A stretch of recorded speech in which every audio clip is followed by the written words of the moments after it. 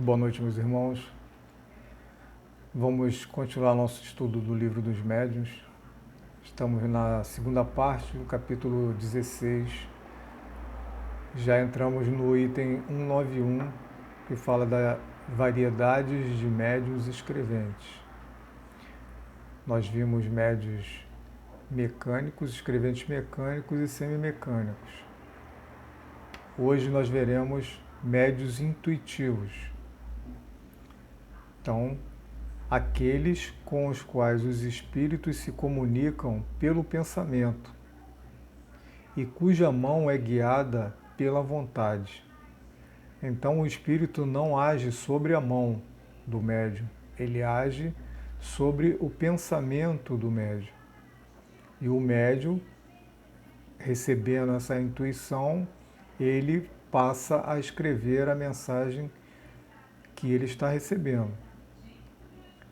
Diferem dos médiuns inspirados, no particular, de que estes últimos não têm necessidade de escrever. Então, os médiuns inspirados diferem dos médiuns intuitivos porque os médiuns inspirados não têm a necessidade de escrever, ao passo que o médium intuitivo escreve o pensamento que lhe é sugerido instantaneamente. Então, o médium está ali concentrado, com o seu lápis ou a caneta na mão, e está recebendo a intuição do espírito e passando para o papel. Então, ele está passando para o papel. Já o médium inspirado, ele recebe aquela inspiração, aquela informação, aquela sugestão e age de conformidade com aquela sugestão que ele está recebendo. Muitas das vezes o médium pede para, no caso de tentar resolver um problema, tentar ajudar alguém, ele pede essa inspiração ao seu anjo protetor, ao seu espírito protetor, para que ele veja uma solução para aquele problema que está sendo apresentado. Então, o médium intuitivo escreve o pensamento que lhe é sugerido instantaneamente sobre um assunto determinado e provocado. São muito comuns os médiuns intuitivos, mas também muito sujeitos a erro, porque frequentemente não podem discernir o que provém dos espíritos ou de si mesmos. Então, o médium está ali concentrado, está recebendo aquela intuição, mas muitas das vezes ele poderá confundir o que o espírito está passando para ele com o seu próprio pensamento, com as suas próprias ideias. No item 180, aqui do Livro dos Médiuns, nós vimos que tem um trecho que fala que o espírito estranho, neste caso, não atua sobre a mão para fazê-la escrever. Não a toma, não a guia, ele age sobre a alma. Então o espírito, ele não age diretamente sobre a mão como um escrevente mecânico ou como um semimecânico. Ele não age sobre a mão, ele age sobre a mente da alma, ou seja, do espírito encarnado, do médium. A alma, sob esse impulso, dirige a mão e a mão dirige o lápis. Então, o espírito não age na mão do médium, ele age na mente do médium. Nesta circunstância, o papel da alma, ou seja, do espírito encarnado, do médium, não é absolutamente passivo, pois é ela que recebe o pensamento do espírito e que o transmite. Então, o médium intuitivo, ele recebe aquela intuição e passa para o papel. Mas ele não é absolutamente passivo. Ele tem consciência do que ele está recebendo, daquela informação que ele está recebendo. Nesta situação, o médium tem a consciência daquilo que escreve, embora não seja seu próprio pensamento. É o que se chama médium intuitivo. né? Então, nesse caso, o médium não é um médium mecânico, não é um médium semimecânico, ele é um médium que ele recebe aquela intuição, passa para o papel. Aí, diferenciando-se do médium inspirado, o médium inspirado, ele recebe aquela inspiração, mas não tem a necessidade de passar para o papel. Ele recebe essa intuição, essa inspiração do espírito e para resolver um problema, para responder a uma consulta que é feita por alguém e etc.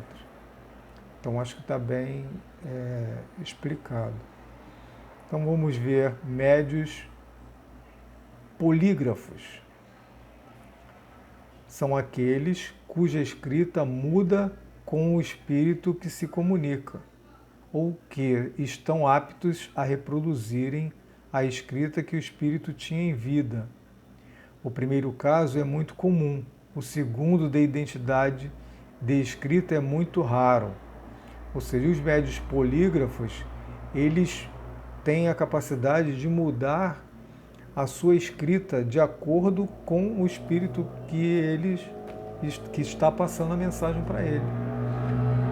Tem até o caso que a gente tem conhecimento daquela passagem do Chico Xavier, que recebe aquela carta de um rapaz que cometeu um crime, que foi vítima ele foi vítima de um acidente, mas o seu colega foi acusado de assassinato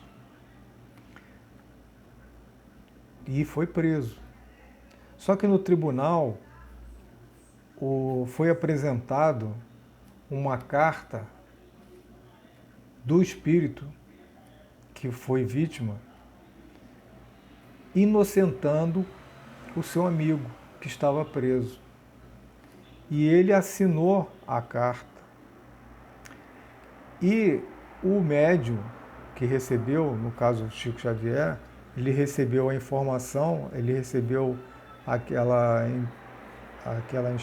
intuição e escreveu a carta, assinou a carta com a assinatura perfeitamente igual ao espírito que foi vítima daquele acidente. Essa carta foi levada a exame grafológico e foi confirmado que a assinatura era realmente daquela pessoa a qual foi vítima daquele acidente. Com base nesta carta, neste exame grafológico que foi feito, o juiz, o tribunal, inocentou aquele rapaz, porque o espírito, através do médium, ele escreveu igual a sua escrita igual, tão igual que foi constatado grafologicamente a verdade da assinatura. Então, os médios polígrafos, aqueles cuja escrita muda com o espírito que se comunica. Então, não tinha nada a ver com a caligrafia do médium. Era exatamente a caligrafia do espírito. Ou que estão aptos a reproduzirem a escrita que o espírito tinha em vida. Nesse caso aconteceu, né? O médium reproduziu exatamente a escrita que o espírito tinha em vida. Então, através desta situação, o cidadão que estava sendo acusado do crime foi inocentado. Então, nós temos também os médios poliglotas, os que têm a faculdade de falar ou de escrever em línguas que lhes são estranhas, muito raros. Então, além dos médiuns polígrafos, nós temos os médiuns poliglotas, aqueles que, apesar de não terem feito curso nenhum, né? Imagina Chico Xavier, que o nível de escolaridade bem básico, ele escrevia em outras línguas. Por quê? Além de tudo, ele era um médium poliglota. Ele recebia essas informações, essas mensagens e transcrevia no idioma do espírito que estava passando a informação. Então, nesse caso, ele estava enquadrado como um médium poliglota. Então, meus amigos, é interessante esses três tipos de mediunidade que nós vimos. Semana que vem, vamos continuar com médios iletrados. Que Jesus nos abençoe hoje e sempre.